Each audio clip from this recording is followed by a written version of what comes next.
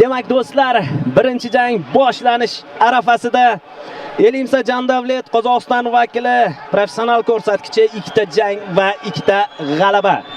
Demak do'stlar, hamyurtimiz Behruz Isroilov Prof MMA'da 4 g'alaba va 1 mag'lubiyatni qayd etgan va tarix boshlandi. Mangu kardining birinchi jangi, birinchi kardidagi birinchi jang boshlab berildi. Demak, low bilan boshladi Behruz Isroilov.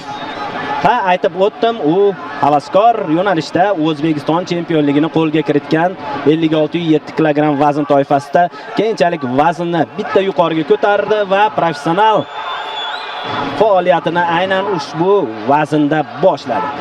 Hozir e'tibor bergan bo'lsangiz, hamyurtimizning low kick zarbasini raqib tutib olishga harakat qildi. Ma'lumotlarda aytildi, u grappling bo'yicha Qozog'iston chempioni ekan, shu sababdan balki kurashga harakat qilishi mumkin. Mana bu yerda esa ajoyib low kick Behruz Isroilovdan. Albatta muvozanatdan chiqara oldi ushbu kuchli low kick. Shuningdek, Pankration bo'yicha ham chempion ekanligi aytib o'tildi. Xullas, oddiy raqib emas, hali mag'lubiyatga uchramadi. 2 ta jang va 2 ta g'alaba. Bir-biriga munosib raqiblar. Hozircha aynan low kick zarbalari bilan cheklanishdi. Mana o'ng qo'lini biroz o'tkazib yubordi Isroilov, lekin barchasi joyida. Albatta raqib erkin harakat qilyapti, go'yo bir aylanma zarba demak. Ajoyib. Mana bu yerda esa darhol takedownga harakat qilyapti qozog'istonlik jangchi. Bermaslik kerak. Behruz birgina aylanish bilan ushbu vaziyatdan chiqib ketsa bo'ladi. Mana shunday tizza zarbalari ham kerak. Yaxshi vaziyatni o'z tomoniga og'dira oldi Shohruh. Mana endi qulay vaziyat Isroilovda, to'g'rimi? Nazorat endi Behruz Isroilovda, endi u harakat qilib ko'rsa bo'ladi takedownni amalga oshirishga. Yaxshi zarba bilan chiqib ketyapti. Mana shunisi zarba bilan chiqib ketishi juda yaxshi-da. Oldinga boryapti Qozog'iston vakili. Yana bir low. Oldinga qo'lni o'tkazib yubordi. Ehtiyot bo'lish kerak mana shunday zarbalardan. Ha, Behruz Isroilov Jasur Alijonov shogirdi hisoblanadi. Qozog'istonlik jangchi haligacha mag'lub bo'lmagan. Mana bu yerda takedown amalga oshyapti. Takedown. Albatta bu yozildi. Qozog'iston vakili hisobiga gard holatidan jang davom etadimi? Turib ketish kerak Behruz.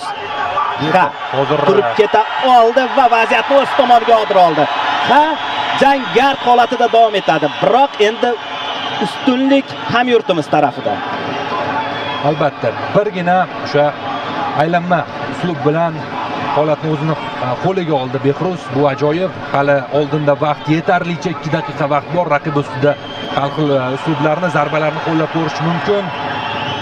Kuchni ham teng taqsimlash kerak, albatta. Yaxshi, mana shunday nazoratni davom ettirish lozim. Imkon bo'lsa, o'sha og'riqli uslubga yoki bo'g'ish uslubiga o'tib ketsa bo'ladi. Imkon bo'lmayaptimi? Mana shunday zarbalar bilan nazoratni ushlab turish kerak. Tirsak zarbalari boshlanyapti. Albatta bu jarohatli zarbalar hisoblanadi. Uchburchak holatidan ehtiyot bo'lish ham kerak. Buni albatta o'zi yaxshi biladi Behruzni.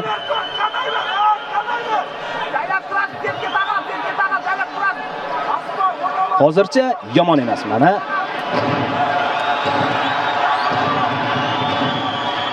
Biroz oldinroqqa surilish kerak. Surildi ham. Yaxshi. Demak, Behruz Isroilov tomonidan davom etyapti. Ma'lumot uchun aytib o'taman, qozog'istonlik jangchi Jandavlet barcha g'alabalarni o'zbekistonlik jangchilarga qarshi qozongan ekan, ya'ni 2 ta g'alabasi ham o'zbekistonlik jangchiga qarshi bo'lgan. Bu o'ziga xos revansh jangi, demak. Albatta, agar bugun g'alaba bo'lsa, Behruz Isroilov umuman o'zbek xalqi uchun revansh olib berishi mumkin.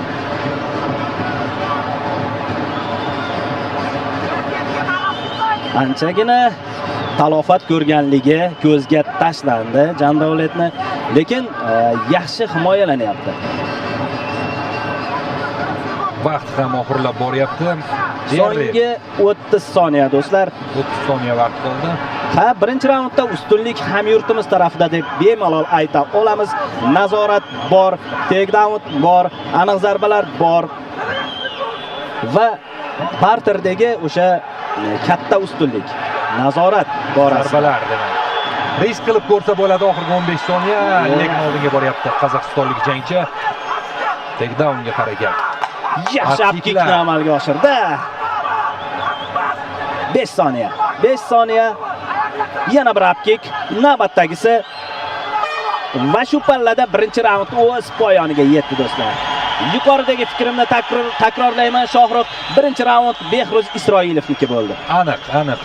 Chunki raundning yarmida Behruz Isroilov nazoratni o'sha parterda o'zini qo'lga oldi va umuman bermadi raundning so'ngigacha. Endi esa 1 daqiqalik tanaffus, ikkala jangchiga ham murabbiylar kerakli ko'rsatmalarni berishadi.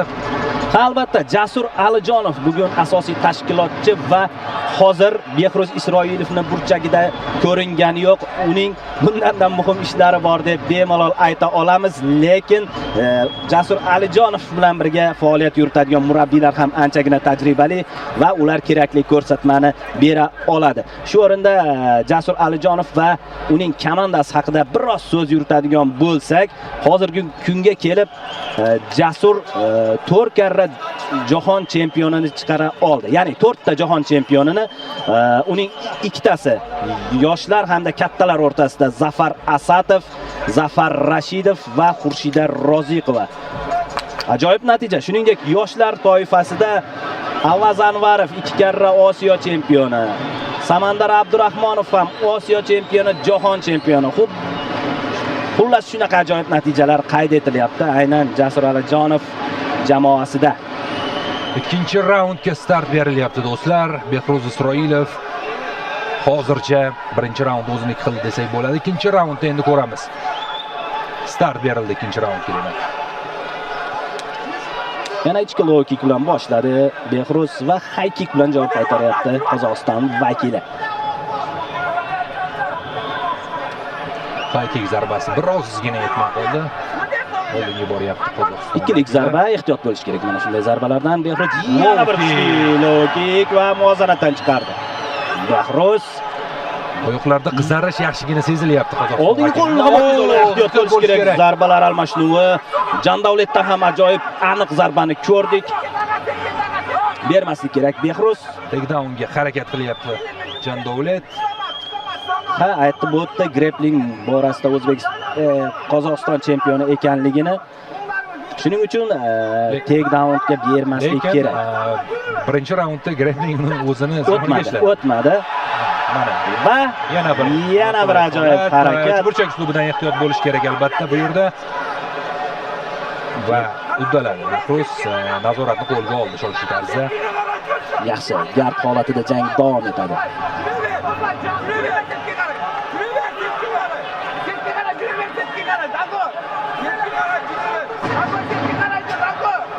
Asta-sekin o'sha oktagon chetiga qadab olgan holda nazoratni davom ettiradi Isroilov. Tanaga zarba. Mana shunday zarbalarni yo'llay berish kerak. Birinchi raundda mana shu holat 2 daqiqa vaqt qolganda yuzaga kelgandi. Hozir esa deyarli 4 daqiqa qolganda yuzaga keldi va yetarlicha vaqt bor raund oxirigacha raqibni qiynash uchun. Lekin birinchi raundda anchagina talofat yetkaza oldi hamyurtimiz. Mana o'zingiz ko'rib guvohiga aylanyapsiz. Mana bu ham anchagina talofat yetkazuvchi zarbalar. Albatta.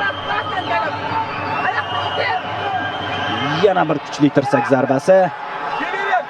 Upkickdan ehtiyot bo'lish kerak. Grand and Pounddan zarbalar ko'ramizmi?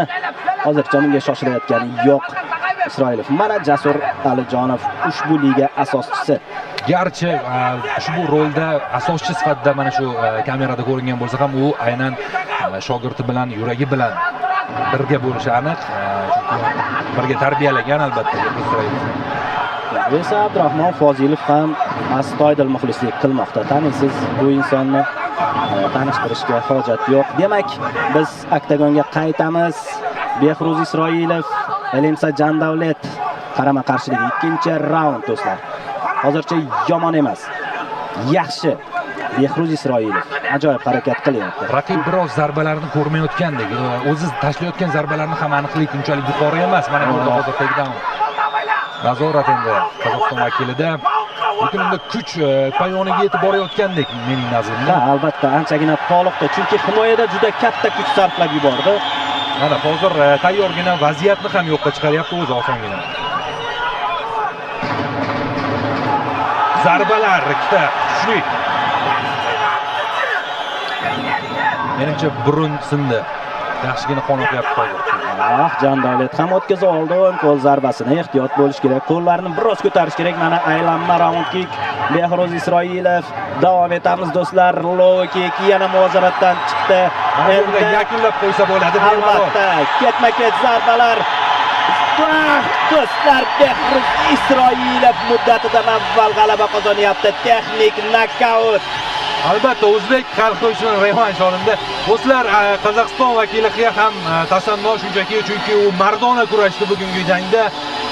Burun sinib ketganini boyagina aytdim, rostdan ham sinib ketdi va bu holatda jangni o'zi parterda turib davom ettirishni o'zi qiyin, chunki nafas olish oson bo'lmaydi va bu yerda ikkinchi raundning oxiriga ham yetib qolgandik. Behruzga esa shunchaki tasannolar, bugungi kartning u birinchi g'olibi. Ha, albatta. Jon Davletga sog'liq tilaymiz. Ajoyib jangchi, ko'rganmiz avvalgi ikki janglarini ham. Biroq bugun Behruz Isroilov omadliroq edi, kuchliroq edi va haqli tarzda g'alaba qozonyapti. Albatta tabriklaymiz Behruzni, murabbiylarini, yaqinlarini va o'zbekistonlik MMA ixlosmandlarini.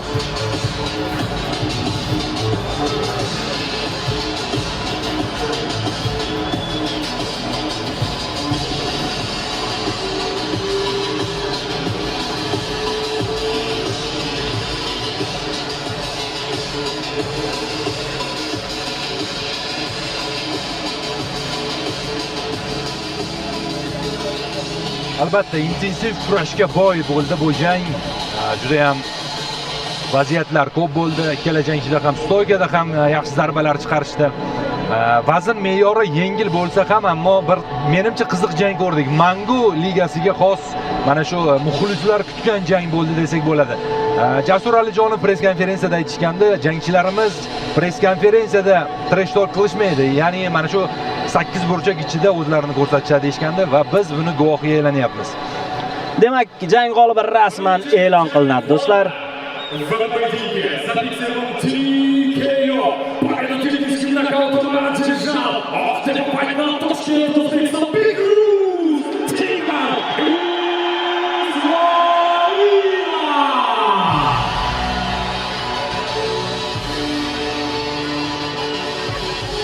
Mana o'zaro hurmat do'stlar. Bu sport, bu oktagonni ichidagi jang.